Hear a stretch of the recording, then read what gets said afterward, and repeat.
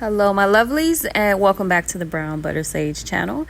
Now today I want to introduce a new series that I'm doing called Brown Butter Faves, which is basically a curated list of recommendations of music, film, food, you name it. It's just a small compilation of things that I'm digging that I think you're gonna dig too. All right, so check it out. Now first up, did you know that Whitney Houston's voice was on tour? Now, I love me some Whitney Houston, and if you love her like I do, you need to check this out. Now, her estate is commemorating her 40th anniversary with a symphonic concert featuring her original vocals set to newer arrangements of her very best work. Now, the show includes interviews, memorable performance clips, of which she has many, and never before seen footage of Houston herself. This show premiered initially last summer in August at the Ravinia Festival in Illinois, and it's been getting good reviews from the fans who love her the most. Here is a snippet for you all to enjoy.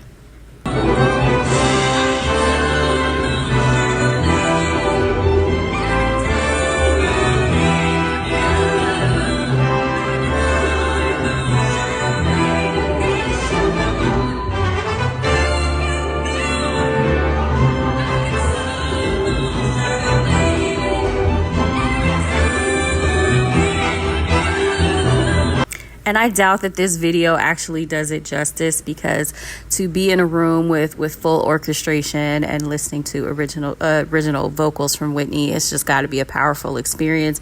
I remember the first time, one of the first times that, I really kind of heard the power of her voice or understood it is when I was living in Chicago long time ago, and we went to see the fireworks, on the lake, and we could hear them playing the Star Spangled Banner over the water as the fireworks were going, and it just was so powerful. And so I just can imagine that this would be similar to that. And there's just something about the way that she emotes in her voice that, no one has ever come close to matching. And growing up in the 90s, she is all I listened to for like several years. And the impression that she left on my aspirations, when I wanted to be a singer coming up, they remain with me to this day. So I'm definitely going to have to get a ticket to one of these shows. It's going to travel throughout the year, but there are only a handful of stops. So I'm probably going to have to travel far to see it, but I do hope that this run is really successful and that it allows her estate to continue these concerts, maybe in like a pop-up nature,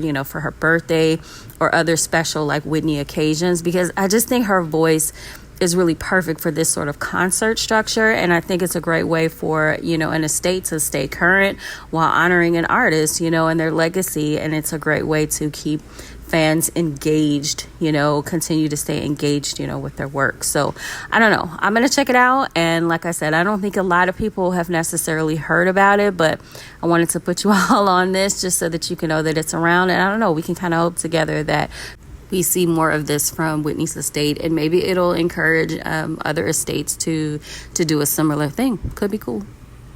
Now, speaking of Mama Whitney, her vocal babies, Brandy and Monica, are finally going on tour together. Hello. Oh my God. I cannot believe it. The Boy Is Mine tour was just announced last week, and we have been waiting on these two to tour since that song came out in 1998. I mean, are you kidding? There's been, rumors over the years that they haven't not always gotten along, but whatever. I'm just glad that they came together finally, because this tour is long overdue. Everybody's excited about it, even though a few of our cousins did get to complaining real quick because Kelly Rowland is opening for them, and some of her fans thought she was too big to do so. And listen, I say this with love. As a solo artist, Kelly has not accomplished what Brandy or Monica has. And that's no takeaway from the legend that Kelly Rowland is. She is an accomplished artist. She's a pretty good actress, actually. I would love to see her do more movies, to be honest. But she has not accomplished, again, as a solo artist, what they have. So there's no problem with her opening for them.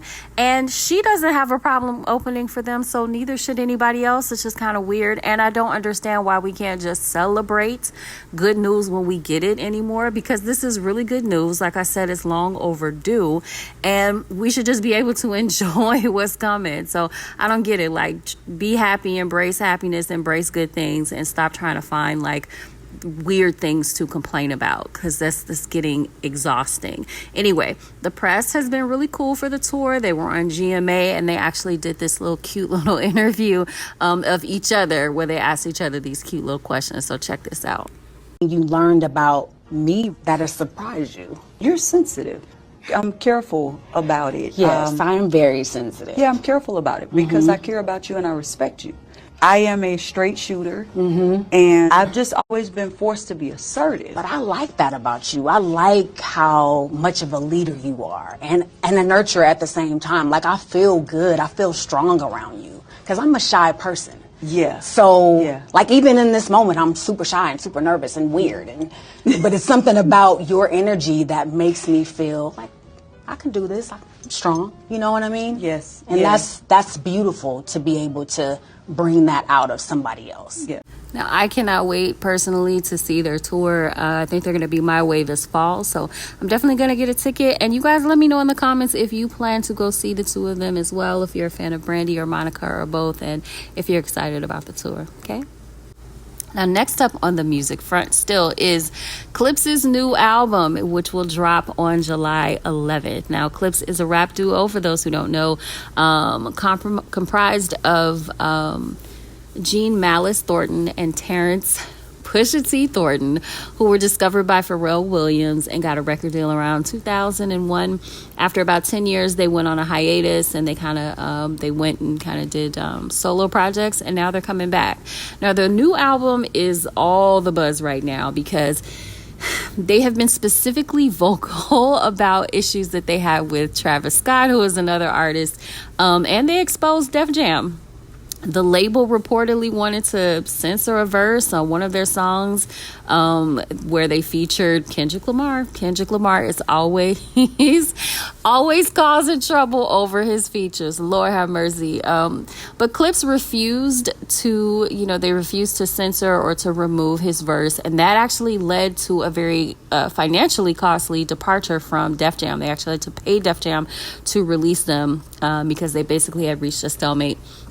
Now, Roc Nation is now partnering with the Clipse on this new album, as is Pharrell, and people have been enjoying, the album snippets, that they have been sharing so far. And also, another kind of juicy bit is that Pusha T has worked with Kanye West a lot. It started when he was signed to his label, Good Music, as a solo artist. And they once had a good relationship, but that started to turn sour, over the last few years. And Pusha T spoke on this recently in an interview as well. And Pusha basically said, hey, we did some good things together. But let me tell you something. He's a genius, meaning Kanye. And his intuition is even more genius level, right? But that's why me and him don't get along, because he sees through my fakeness with him. He knows I don't think he's a man. He knows it. And that's why we can't build with each other no more. That's why me and him don't click, because he knows what I really, really think of him. He showed me the weakest sides of him, and he knows how I think of weak people. Now, I personally love that Pusha called Kanye out, because people rarely do, despite how reckless and offensive and ridiculous he has become, over the last several years. It's just been out of control. So thank you, Pusha T. I really appreciate that somebody actually can speak directly to him. We just don't see enough of that regarding anybody anymore. And so this was refreshing. And anyway, the album is called Let God Sort Them Out. It drops on July 11th. And, you should check it out, because, I promise the industry is going to be talking about this nonstop when it does. And it's kind of cool to see Clipse coming back together. I think they're going to have some interesting things to say. And like I said, the song snippets that they've already been dropping, people are really, really loving it and digging it. So if you like hip hop, especially old school hip hop like me, you're going to love this album.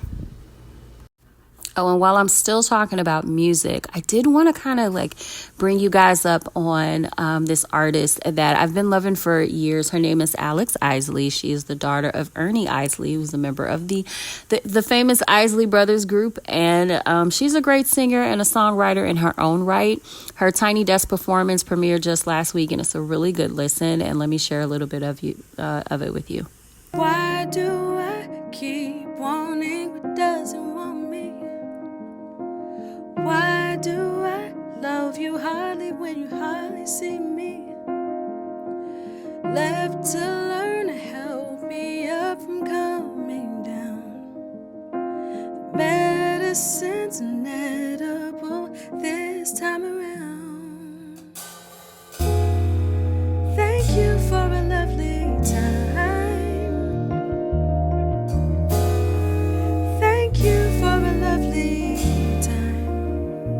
her voice is just so clear and soulful at the same time.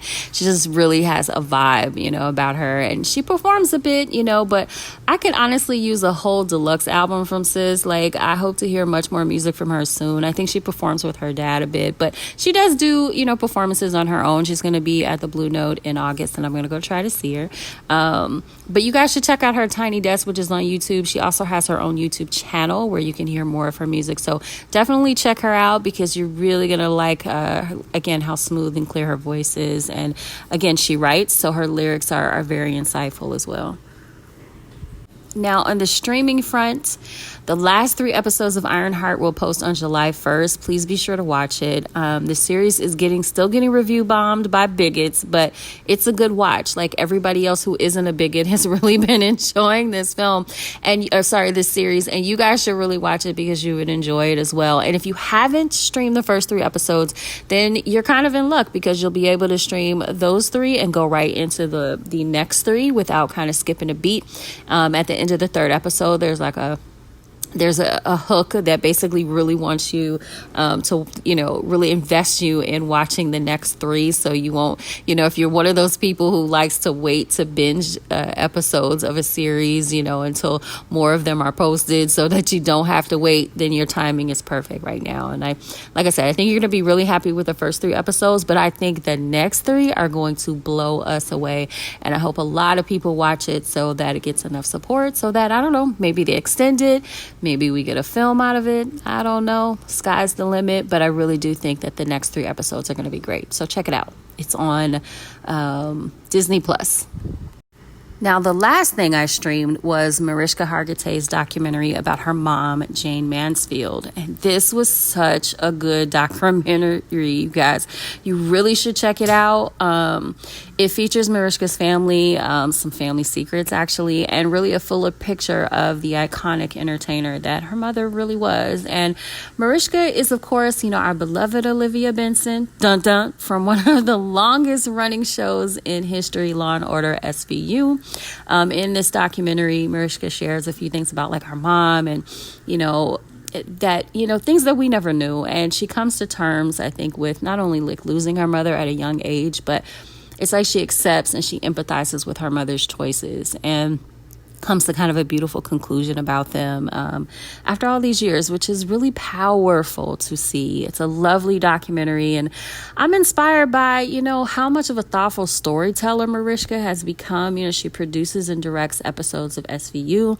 She even produced a doc in 2017 called I Am Evidence, which exposes the national rape kit backlog. I just love this woman. I love my girl.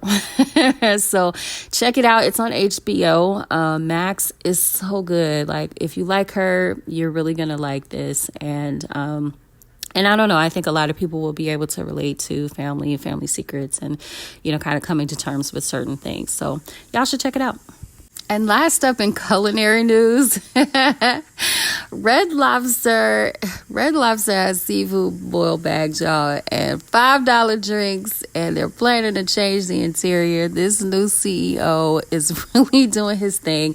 I guess he overhauled PF Chang's as well, and that was pretty successful. So he's now working with Red Lobster, and he definitely knows his audience. This is what I'm going to say. I think he understands who he's trying to appeal to, and he's going for it, and I cannot blame him. Now, I personally make my own seafood boils, and I don't have a Red Lobster near me, but I do want to check it out because I'm curious. I've been seeing a lot of reviews and mukbangs online, and there are a few that are not so positive, but the overwhelming majority is positive. I think it just depends on which location you go to, but I think if they are able to keep it up, it's better than Endless Shrimp, because that definitely was driving the company into bankruptcy.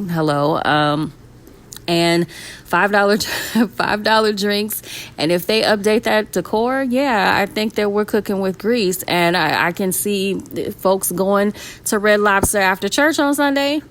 I can just see people enjoying this. I can see families enjoying this. So, I don't know. We'll see what happens. We'll see if it's a hit. It's already kind of a hit. It's already getting so much buzz. So hopefully they can keep it up. And some of the chains that are getting some complaints, which again, there are a few of them. Hopefully they can raise and meet the standards and, support Black business, y'all. Anyway, that's all I got for this first episode of Brown Butter Faves. And if you guys are watching any of these series that I mentioned, or, looking forward to any of the music that I mentioned, that I talked about, or the concerts, please let me know in the comments. And until we speak again, get yourself some good grub and take good care. Bye.